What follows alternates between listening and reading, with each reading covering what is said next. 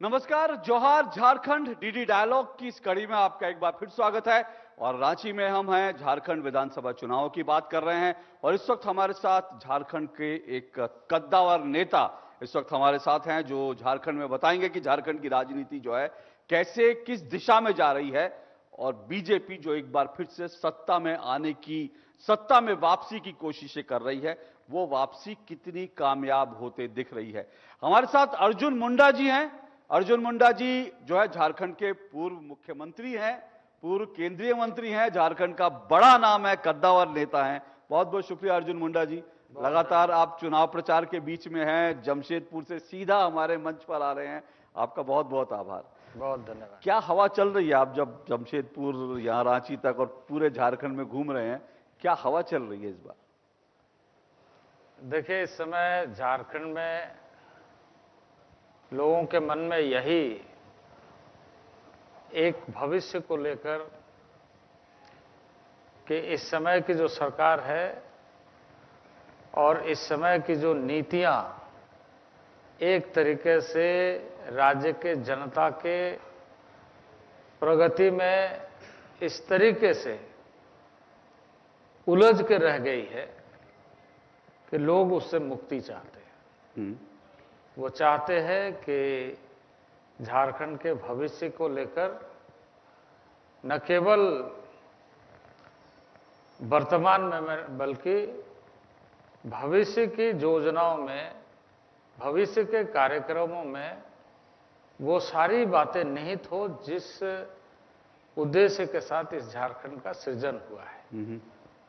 आज वो सपने धूल धूसरित होते हुए पिछले 5 वर्षों में दिखाई दे रहे हैं कि किस तरीके से लोगों की भावनाओं का और उनके जो सपने हैं उसको दरकिनार किया जा रहा है, कुठाराघात किया जा रहा है और लगातार एक आम आदमी के जीवन में प्रतिकूल प्रभाव पड़ रहा है। कैसे, किस आधार पर? जब आप ये कहते हैं ये सिर्फ चुनावी बात है या आप किसी आधार पर ये बात आरोप लगा रहे हैं, तो आप, मुझे लगता है दर्शकों को बताना चाहिए क्यों आपको लग रहा है कि झारखंड के आम आदमी की जो सपने थे वो चकनाचूर हो गए। देखिए, एक लंबी पृष्ठभूमि के साथ झारखंड जुड़ा हुआ है और उस पृष्ठभूमि में भारतीय जनता पार्टी ने एक अभूतपूर्व योगदान इस राज्य के निर्माण के लिए दिया है।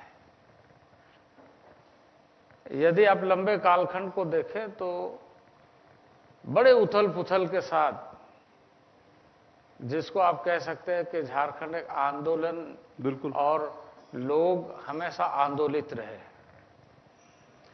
उस भावना को समझने का प्रयत्न करते हुए, जनता से सीधा वादा करते हुए उसको पूरा करने का जो एक अभूतपूर्व भूमिका है वो भारतीय जनता पार्टी ने पूरा किया, इस उद्देश्य के साथ कि जो यहाँ की जनता की इच्छा है या जो उपेक्षा लोगों ने देखा है उससे मुक्ति मिले।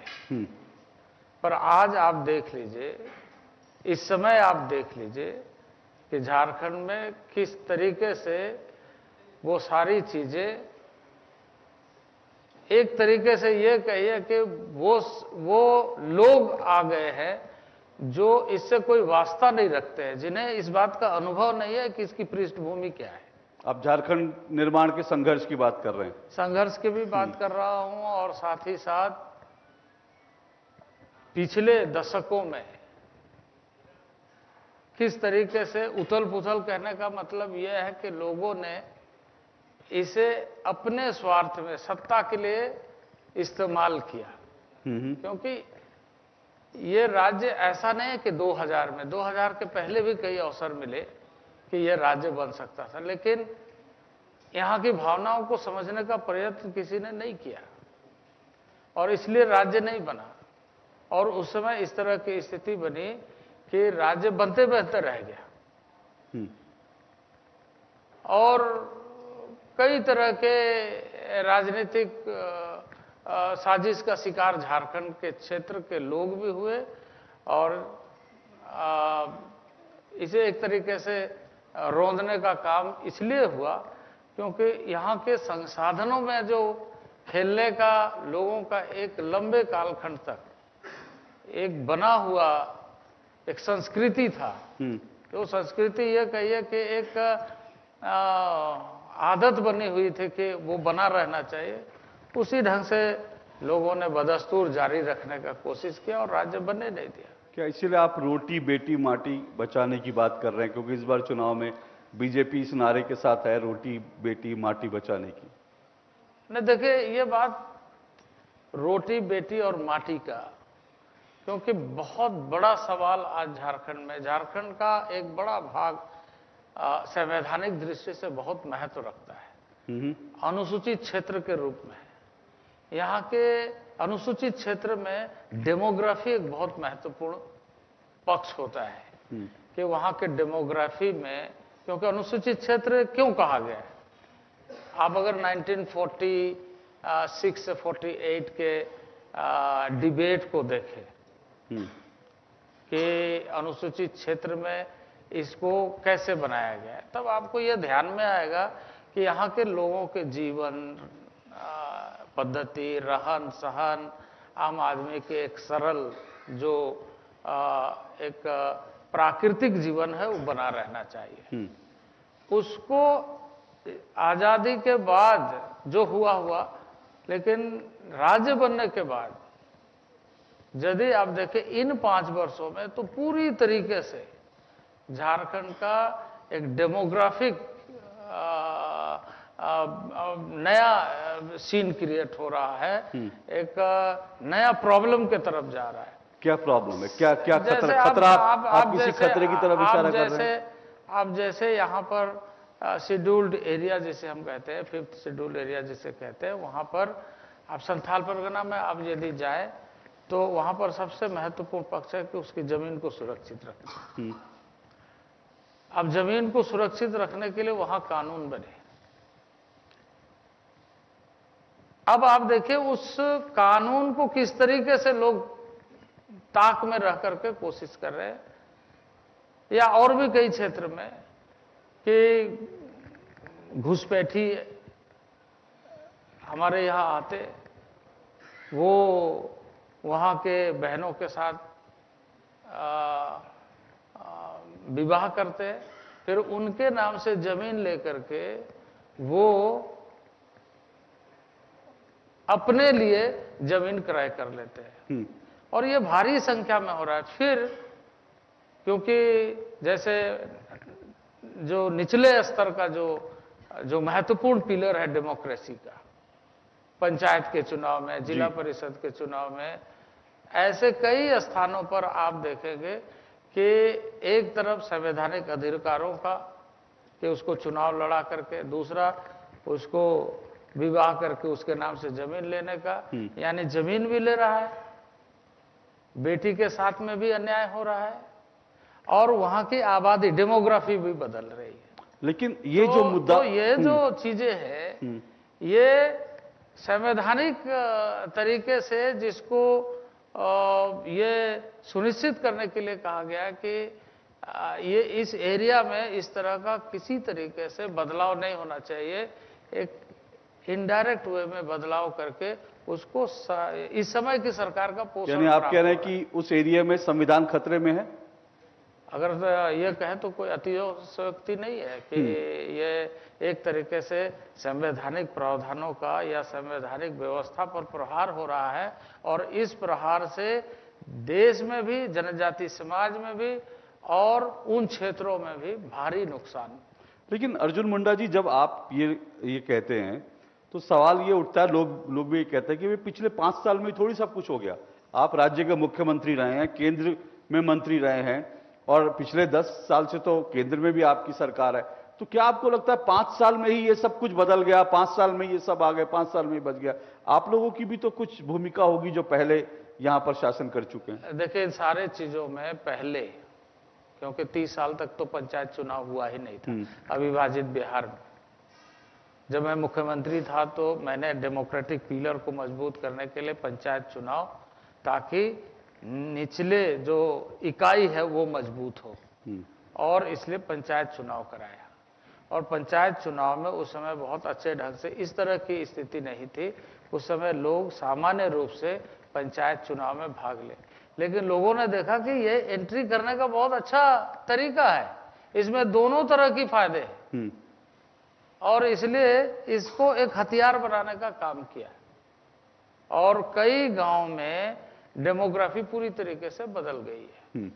अब ये डेमोग्राफी बदलने का जो परिणाम दूरगामी होगा वो ये होगा कि अनुसूचित क्षेत्र के जो प्रावधान है वो प्रावधान भी, और वहाँ के लोगों के जो डेमोग्राफी के वजह से जो एक सामान्य जीवन है वो दोनों ही प्रभावित होगी, और देश के लिए भी एक संकट खड़ा होगा। तो अगर आज ये संकट है, जैसा आप लोग लगातार कह रहे हैं, तो सवाल यह है कि इस संकट का आप लोगों के पास कोई एक्शन प्लान है, आप लोगों के पास कोई रोड मैप है कि अगर आपकी सरकार आएगी तो ये जो जमाई टोले हैं आप इनको हटा देंगे, ये जो घुसपैठ हो रही है घुसपैठियों को निकाल देंगे, कोई रोड मैप आपके पास है या सिर्फ एक चुनावी मुद्दा है? नहीं, ये चुनावी मुद्दा नहीं है, यह संवेदनशील मुद्दा है। और ये आज के चुनाव की दृष्टि से नहीं, बल्कि कल के भविष्य के लिए है कि वहाँ के लोगों को और हम संवैधानिक व्यवस्था को मजबूती करें। तो कैसे करेंगे? मतलब आपकी सरकार आ जाएगी इसको करने के लिए निश्चित रूप से एक पक्ष है, क्योंकि अभी तो राज्य सरकार बीच में यह मामला तब ज्यादा उभर करके सामने आया जब मामला कोर्ट में सरकार को जवाब देना था, उसको हल्फनामा एफिडेविट देना था, तो उन्होंने पहले दौर में तो सीधी तरीके से इनकार कर दिया कि यहाँ कोई घुसपैठी नहीं हुई।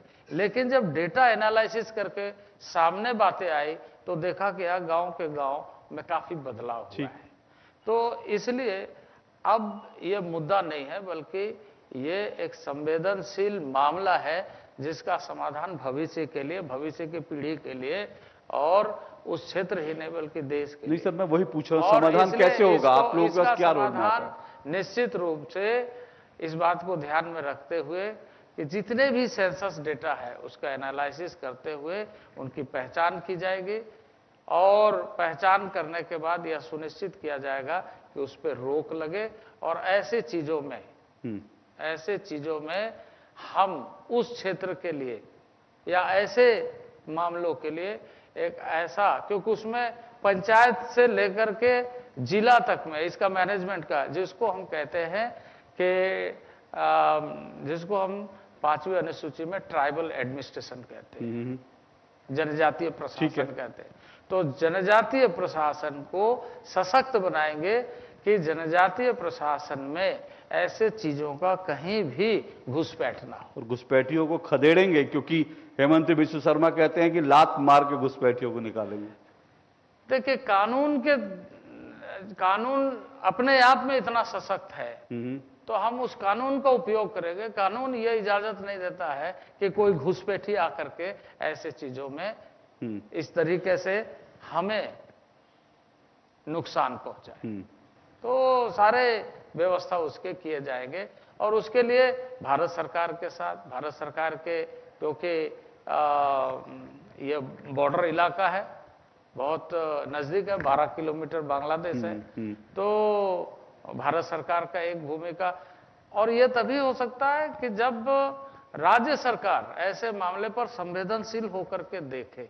जब तक राज्य सरकार मामले को नहीं देखेगा तब तक भारत सरकार अपने आप में कुछ नहीं कर सकता। इसलिए राज्य सरकार और भारत सरकार दोनों मिलकर के इसका अस्थायी समाधान और ऐसे लोगों को निश्चित रूप से या तो दंडित करेगा या तो यहां से उद्बास्त करेगा। चलिए, अर्जुन मुंडा जी कह रहे हैं दंडित करेंगे और उनको निकालेंगे, यानी कि कुल मिलाकर देखें तो बीजेपी का दावा है कोऑर्डिनेशन बड़ा जरूरी है राज्य सरकार और केंद्र सरकार इस मुद्दे पर। अभी क्योंकि कोऑर्डिनेशन नहीं है, राज्य सरकार, हेमंत सोरेन की सरकार जो है पहली बार कोर्ट में जो है इनकार भी कर देती है, बाद में उसको स्वीकार करना पड़ता है। तो इनका कहना है कि जब एक ही बीजेपी की सरकार होगी, एनडीए की सरकार होगी, तो अच्छा कोऑर्डिनेशन होगा और इस पर एक्शन लिया जा सकेगा।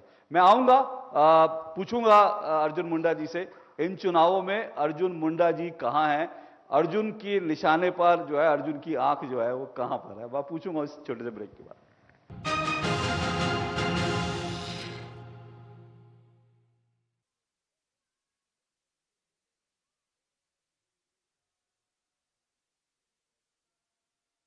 न्यूज के पावर पैक शो के साथ राजनीति, कारोबार और होगी सुर्खियों पर भी चर्चा।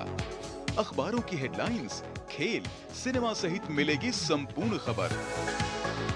देखिए नया सवेरा सोमवार से शुक्रवार सुबह 8 बजे डीडी न्यूज पर।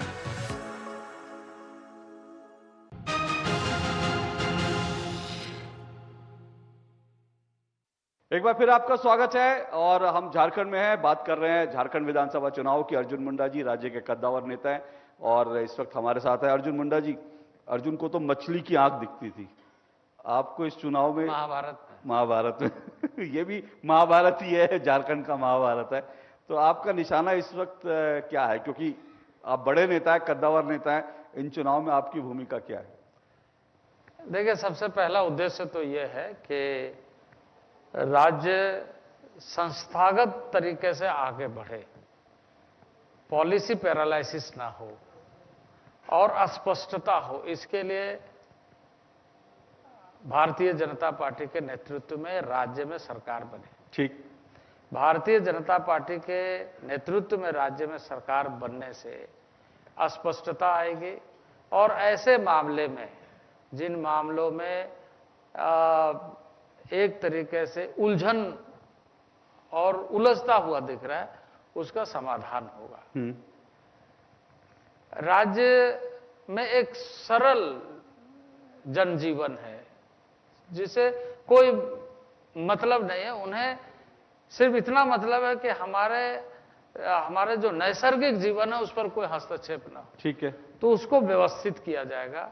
विकास के कार्य योजना को एक आम जनों के साथ मिलकर के सुनिश्चित किया जाएगा और विकास इस तरीके से किया जाएगा कि वो उस विकास का लाभ वो अपने भविष्य के पीढ़ी में देखे कि कैसे झारखंड, जिसे मैंने कहा कि संस्थागत तरीके से आगे बढ़ते हुए। नहीं, मेरा सवाल फिर मैं दोहराता हूं, आपकी भूमिका क्या है? क्योंकि आप चुनाव लड़ नहीं रहे हैं, हाँ लड़वा रहे हैं चुनाव, और अभी क्योंकि बीजेपी ने किसी को प्रोजेक्ट नहीं किया है तो फिर बहुत सारे लोग आकलन लगाते हैं कि भाई ये भी हो सकते हैं, ये भी हो सकता है। आप मुस्कुरा भी रहे हैं, तो मतलब आपकी मुस्कुराहट से क्या सवाल मतलब? कौन मुख्यमंत्री बनेगा इसका नहीं, सवाल झारखंड का है। झारखंड का भविष्य क्या होगा और झारखंड के भविष्य के बारे में अधिक चिंता यदि आज कोई कर सकता है तो भारतीय जनता पार्टी, क्योंकि भारतीय जनता पार्टी एक राज्य नहीं देखती है, उसमें एक राष्ट्र देखती है। तो आप दौड़ में हैं, क्योंकि चुनाव आप नहीं लड़ रहे, इसलिए मैं दोबारा पूछ रहा हूं, आप मुख्यमंत्री की दौड़ में है? पार्टी अगर जिम्मेदारी दे, क्योंकि आप ये जिम्मेदारी निभा चुके हैं। किंतु परंतु में तो मैं नहीं चलता हूं कि ऐसे होगा तो ऐसे हो जाएगा, इसका कोई मतलब नहीं। और पार्टी ने बहुत सारे अवसर दिए हैं, एक कार्यकर्ता को, एक सामान्य कार्यकर्ता को बहुत सारा दायित्व दिया है और सांगठनिक दृष्टि से बहुत सारे दायित्व और कार्यकर्ता की दृष्टि से बहुत सारा दायित्व है। इसलिए उस विषय पर हमें इस समय बहुत ज्यादा न चिंता करना चाहिए न चर्चा करना चाहिए। ठीक है, वो सांगठनिक कार्य, हमें इस बात का ज्यादा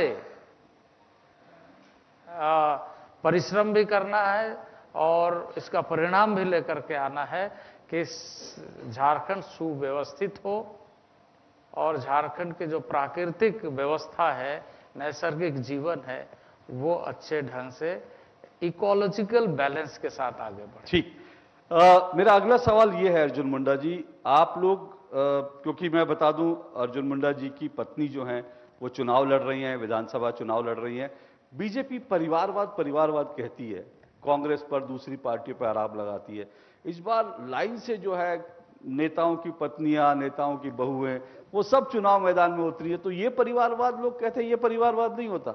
आम कार्यकर्ता पार्टी में होंगी जो चुनाव लड़ना चाहती है, लेकिन नेताओं की पत्नियों को, नेताओं की बहुओं को, उनकी बेटियों को टिकट मिल जाता है। सामाजिक जीवन में कोई ऐसा नहीं है कि कोई चुनाव नहीं लड़ सकता एक परिवार में। बताया गया है कि कोई पद के आधार पर नेता ना हो।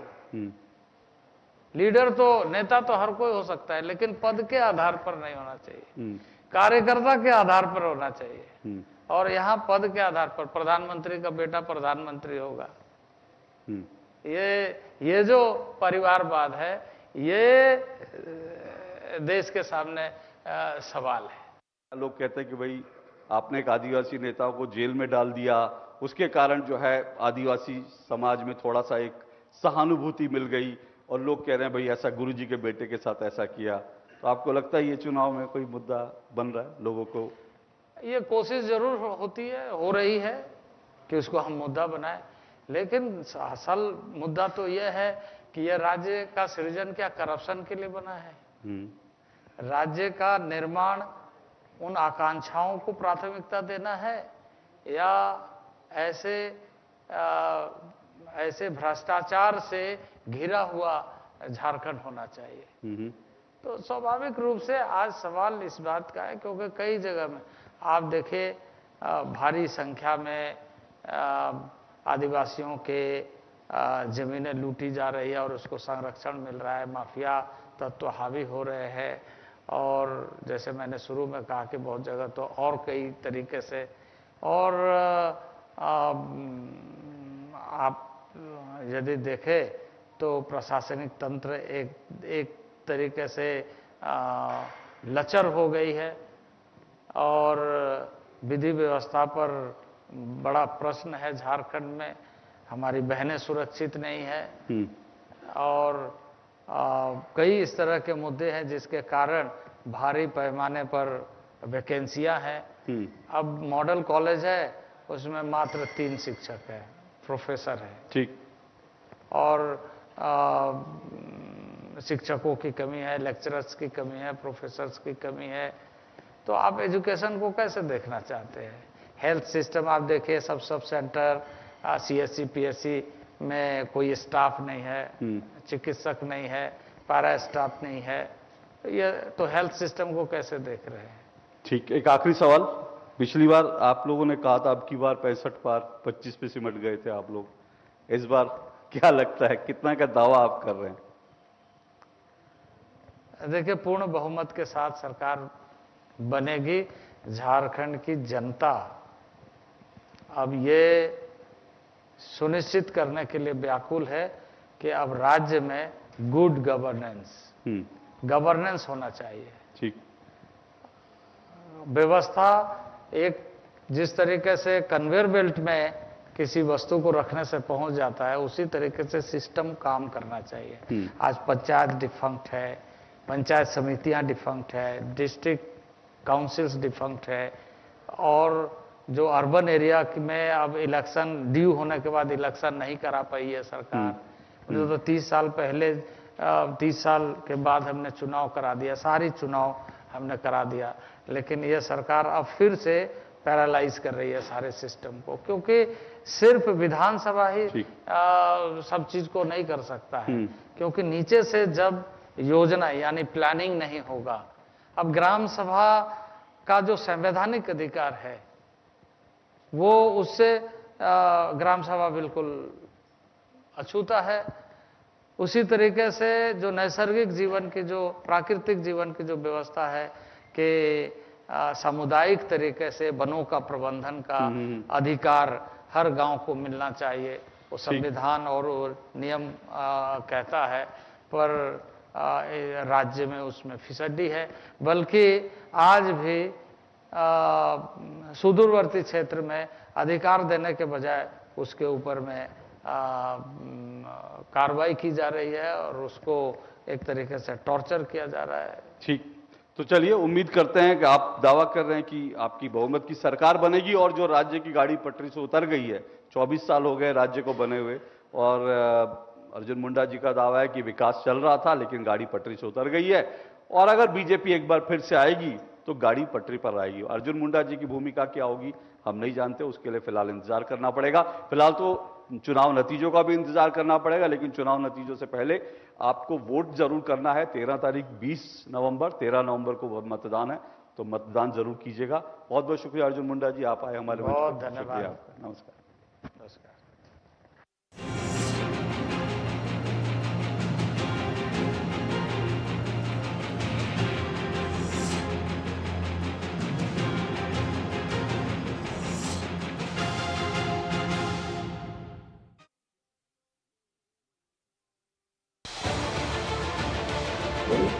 उत्तर से दक्षिण तक, पूर्व से पश्चिम तक, देश हो या दुनिया की, खबर है तो पड़ताल जरूरी है। देखिए हमारे साथ मेरे पीछे भारत की सबसे एजेंडा भारत का।